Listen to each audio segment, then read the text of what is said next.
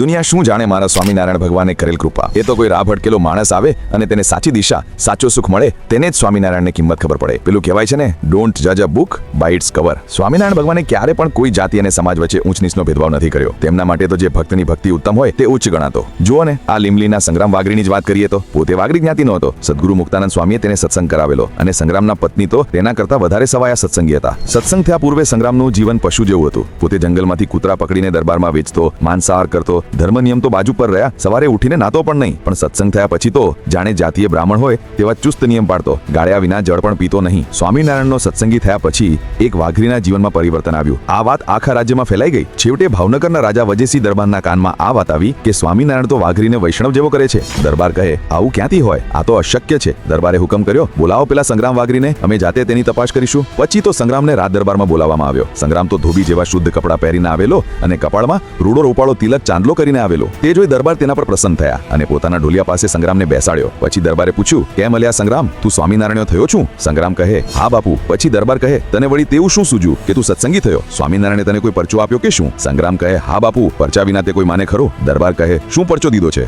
જરા બોલતો ખરો? સંગ્રામ કહે, બાપુ, હું જાતીય કરીને વાઘરી છું અને તમે તો આખાય ભાવનગરના ધણી છો। તમારી આગળ મારી તો શું હેસિયત? અને જ્યાં તમારા નોકરના જોડા પડ્યા હોય ત્યાં અમને ઊભા રહેવા ના મળે। પણ જુઓ, આજે સ્વામિનારાયણનો સત્સંગી થયો તો તમે જાતે મને તમારી પાસે બેસાડીને મારી સાથે વાતો કરો છો, એ જ મોટો પરચો છે।